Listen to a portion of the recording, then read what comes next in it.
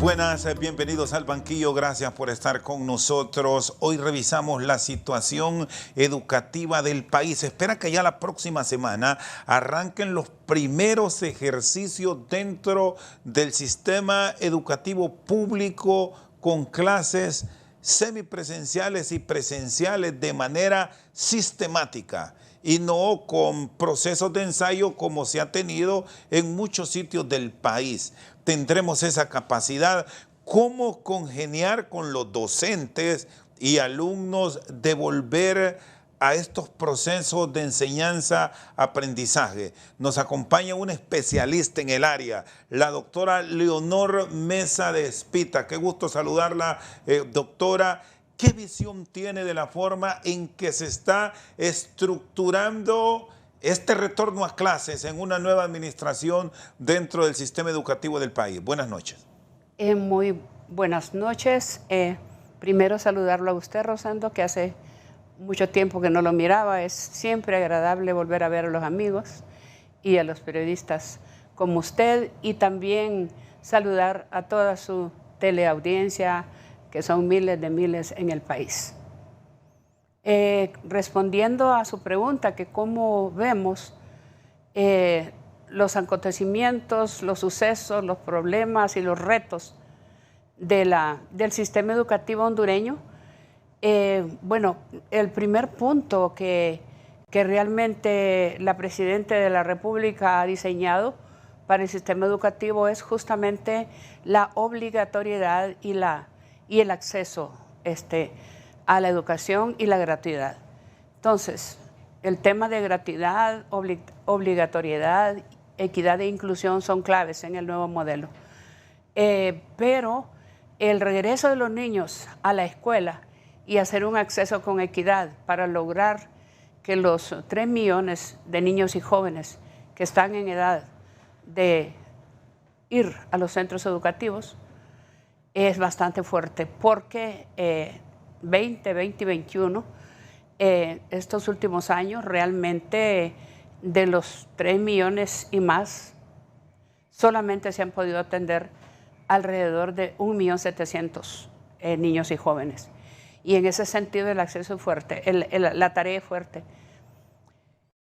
¿Cómo van a asistir los niños a los centros educativos? Ahí tienen que llevarlo realmente de manera progresiva y por fases. En primer lugar, tienen que hacer una revisión exhaustiva de cada uno de los centros educativos, porque yo hice un viaje reciente a mi pueblo y me fui a meter a algunos centros educativos porque siempre me gusta investigar. Uno de mis temas es la investigación educativa, y me fui siempre para estar actualizada a algunos centros educativos con algunos compañeros maestros, y examinamos de que habían centros sin agua, otros no tienen luz. Bueno, otros incluso hasta se llevaron los servicios sanitarios. Bueno, centros abandonados, la gente se aprovecha. Centros educativos muy sucios, las paredes muy sucias, entonces la infraestructura bastante deteriorada.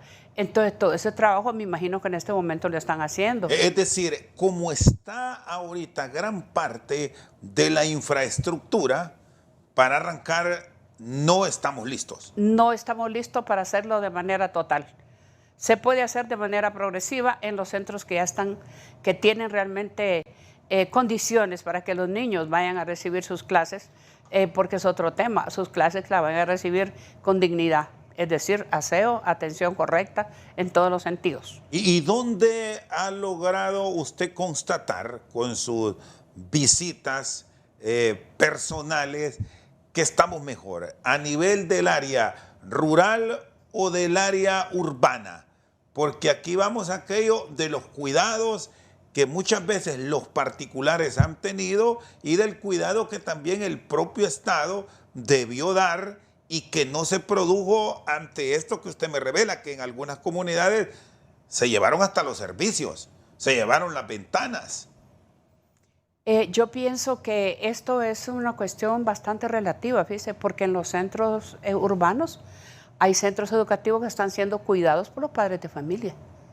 Y en ese sentido no podemos hablar que todos están en malas condiciones, pero sí hay centros cuidados por los padres de familia, contrario al área urbana, que a veces aquí no sé por qué cosas en las grandes ciudades, como hablo de Francisco Morazán, hablo de Cortés, hablemos de Tegucigalpa, donde los padres de familia no tienen esa actitud tan solidaria, tan fraternal para poder cuidar sus propios centros educativos.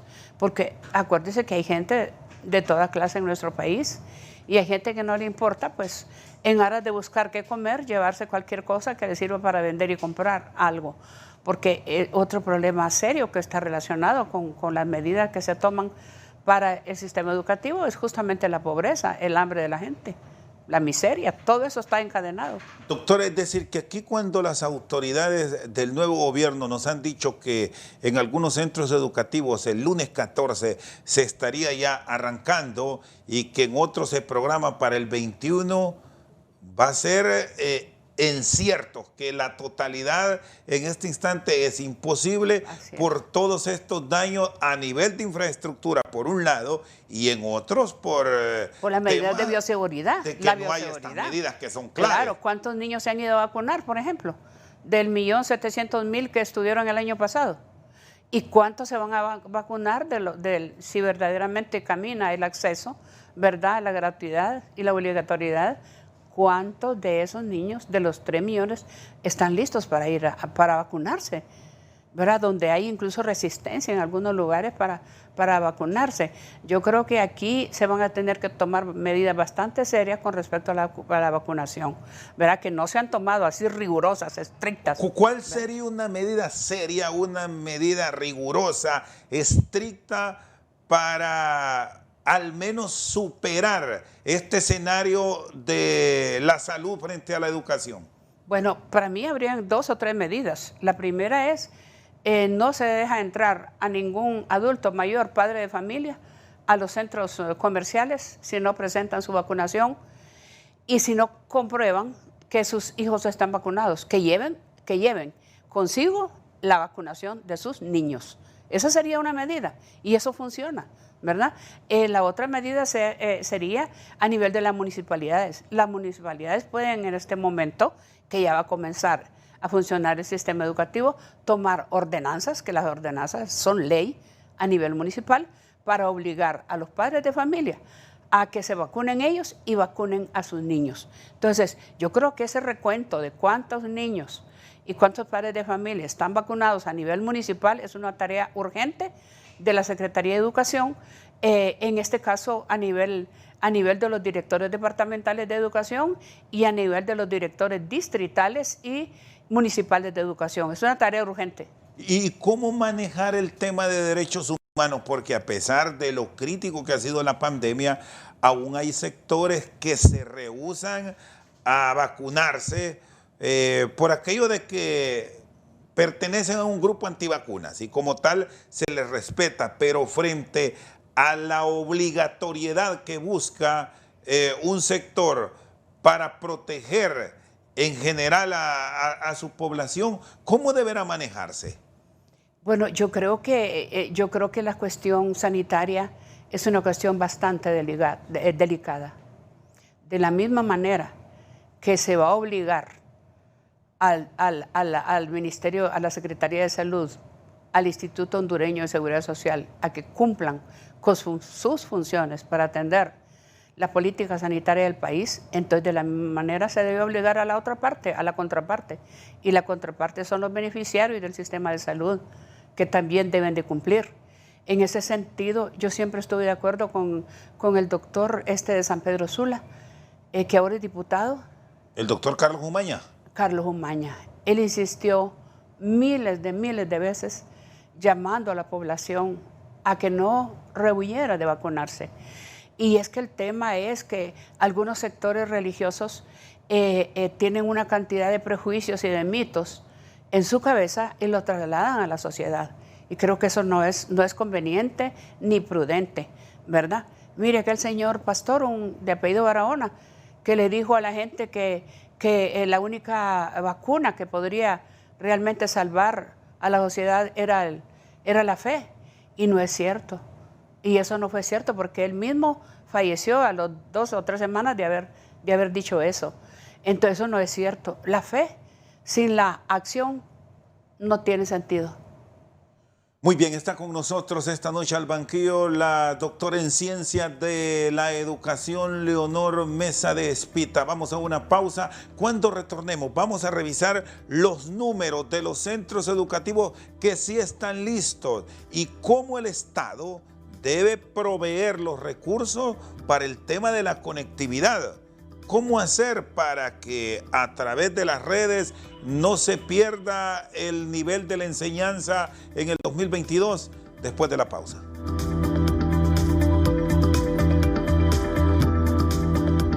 Seguimos al banquillo con la doctora Leonor Mesa de Espita. Tenemos pendiente lo de los recursos, porque unos jóvenes no podrán ir a las escuelas porque no están las condiciones dadas, pero se dará la facilidad para la conectividad.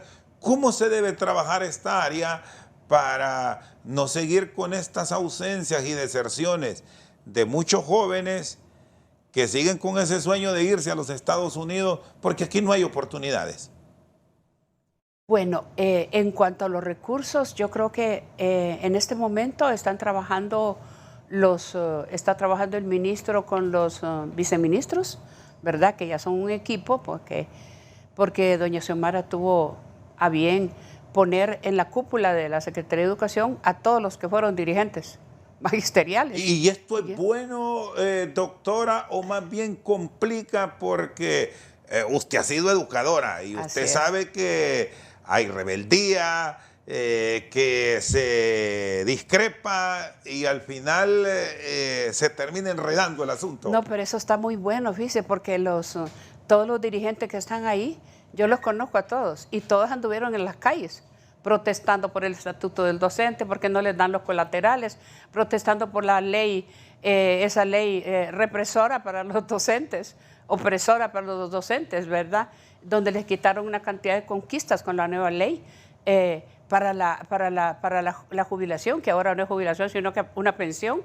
Entonces, todos ellos han andado en la calle luchando por un nuevo modelo educativo. Entonces, yo me imagino que doña Xiomara pensó en ese detalle y les dijo, bueno, señores, ustedes anduvieron en la calle y protestaron por todo esto, ¿ok? Aquí tienen ustedes, pongan en sus manos esta papa caliente, ahora resuélvanlo ustedes, ¿verdad? Entonces yo me imagino que, pero hay otro punto importante antes de pasar a responder la otra pregunta. Fíjese que doña Xiomara fue tan hábil que entregó en la Secretaría de Educación a los dirigentes del magisterio, pero a nivel local no se los entregó. A nivel departamental, sabe que los directores departamentales los está eligiendo el partido. El Partido Libre es el que elige los directores departamentales. ¿Cómo? Los diputados de Libre se ponen a consenso con el coordinador departamental de Libre y los colectivos de profesores que estaban trabajando con Libre. ¿No viene en demérito, doctora, no viene esto en demérito de la meritocracia? ¿De las capacidades? No, esa es una obligación. Mire, el asunto es que el modelo tiene un recambio en el sentido de que la descentralización política de la educación le habían tenido terror toditos los ministros. Ninguno había podido hacer nada desde 1976 que se crearon las direcciones departamentales, con el criterio de transferir las competencias económicas, financieras, administrativas, técnicas, pedagógicas y políticas a nivel local. Lo anterior lo hacían. Los otros ministros han hecho, transfieren las competencias de carácter, digamos, didáctico, pedagógico, administrativo, pero nunca dejar el poder político. El poder político no lo querían transferir a nivel departamental porque lo querían tener ellos, los ministros.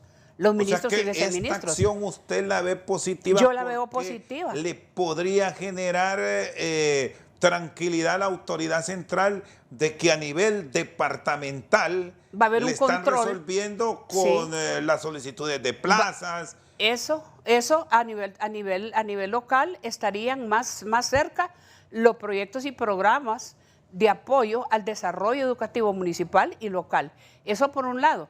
Pero por otro lado, no es que doña Xiomara los ha puesto ahí y que sea el Partido Libre que los nombre, porque los de arriba ahora no tienen nada que ver. Antes el ministro y viceministros metían la mano en el nombramiento de directores departamentales o municipales, ahora no. Ahora es el Partido Libre el que decide quién va ahí, pero bajo el criterio que usted dice, que tengan las competencias, calificaciones, valores, ¿verdad? Valores idóneos y compromiso con la educación del país. No es así nomás que lo van a poner porque es el amigo, porque es el compadre, ¿verdad? Porque es el amante, porque es el amante. No, nada de todo eso. Entonces yo pienso que ese modelo, si en verdad lo hacen como lo han pensado, eso va a estar bastante bueno. Y creo que hay una especie de satisfacción a nivel local por ese recambio de modelo. ¿Siente que estos conflictos que hemos tenido de entrada con movilizaciones en las principales ciudades del país, de un grupo de docentes reclamando que se les cumpla con su plaza en propiedad después de más de una década en las calles y con interinatos, se va a resolver satisfactoriamente con la incorporación de estos directores departamentales, a quienes debo decir, a algunos la misma dirigencia magisterial y el docente como tal los ha rechazado ya? Correcto, el caso del Paraíso, ¿eh? Que tuvieron que cambiarlo inmediatamente, pero yo tengo... Ha pasado también en Ocotepec, en Copán, correcto, en Copán, aquí mismo en la capital de la República han tenido se tomaron las direcciones departamentales. ¿Sabe qué? ¿Qué es lo que va a suceder aquí? Que si en abril que se hagan porque va a haber concurso para las direcciones departamentales de educación, ahorita son provisionales, no son en propiedad. Entonces, en abril tienen que ir a competir estos directores que están ahorita en propiedad y otros. Si realmente los del Partido Libre no se ponen las pilas en ese sentido de que llenen los requisitos que la sociedad está exigiendo, la sociedad ha exigido todos estos años calidad de la educación. Y eso es un reto.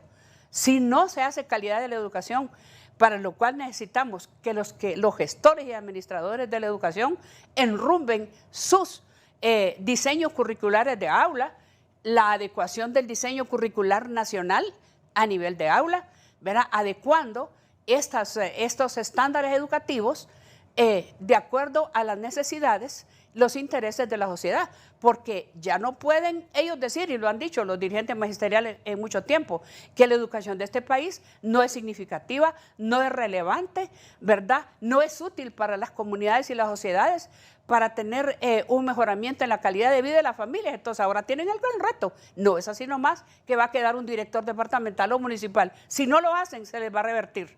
¿Cómo empezar el año lectivo en las modalidades que se va a implementar? Con estos docentes que han estado en la calle reclamando una plaza en propiedad como tal, o seguir con los interinatos. Entre tanto, se convoca a concursar por las plazas, pero con una supervisión adecuada, dejando de un lado los nombramientos de dedo.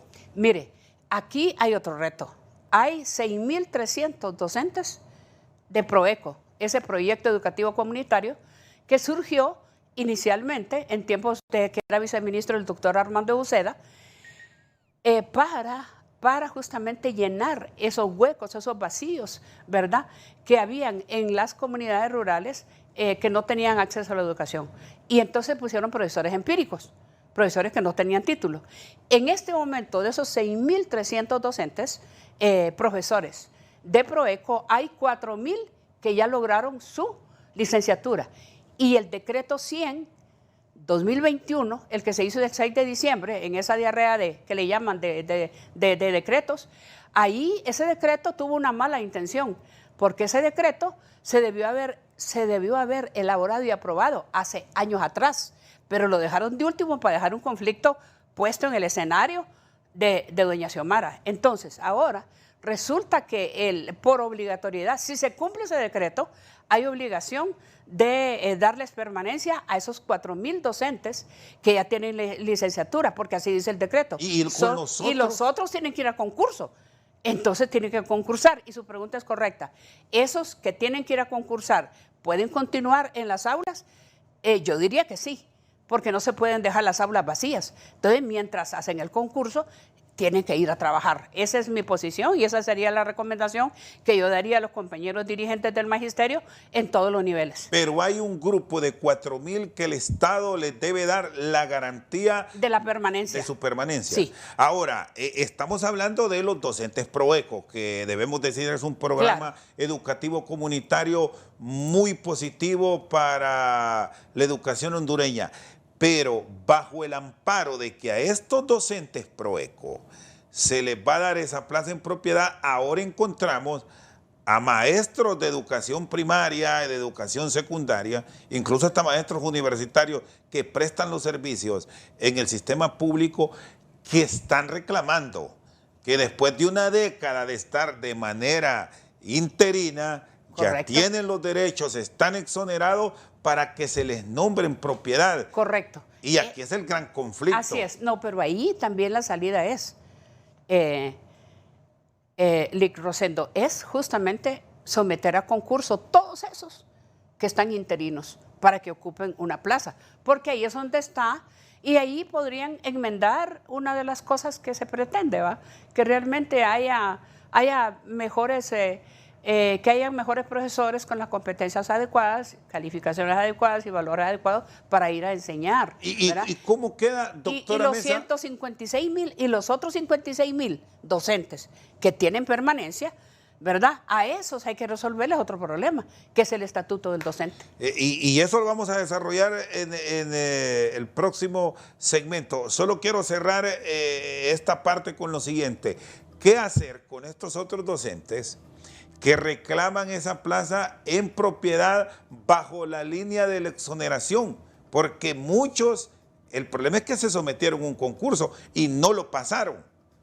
Y ahora usted me dice que deben concursar para tener una legalidad, pero hemos escuchado de algunos docentes que no desean si no someterse pasaron, al mismo. Si no pasaron el examen y luego los pusieron a trabajar por cuestiones politiqueras, porque eso no es cuestión política, sino politiquería, entonces eso se puede enmendar. Hay que hacer como hacen en Alemania. Fíjate que en Alemania a usted le dan el chance que saque la licencia para conducir. Voy a poner un ejemplo así, práctico. Y si lo aplazan, ¿verdad? Con una pregunta que pierda, porque hay que sacar el 98% para sacar una licencia en Alemania. Y si lo aplazan, entonces le dan chance que dentro de 2 meses regrese para otra oportunidad y someterse al concurso. Así hay que hacer aquí también. Si perdió el primer examen, que se someta a una segunda vez, para obligar a la gente a que alcance las competencias. Puede ser dentro de 1 año, en el caso de los profesores. O sea, para usted lo de el concurso es innegociable. Se debe hacer para mejorar competencias. Claro, se debe hacer. Y yo diría que los compañeros que están al nivel de gestores y administradores de educación a nivel central deberían de incluso de hacer una evaluación muy exhaustiva, muy seria, muy rigurosa, muy científica, muy académica a los que ya están trabajando y que tienen propiedad para ver si rinden. Muy bien, está con nosotros la doctora Leonor Mesa de Espita. Una pausa, ya regresamos.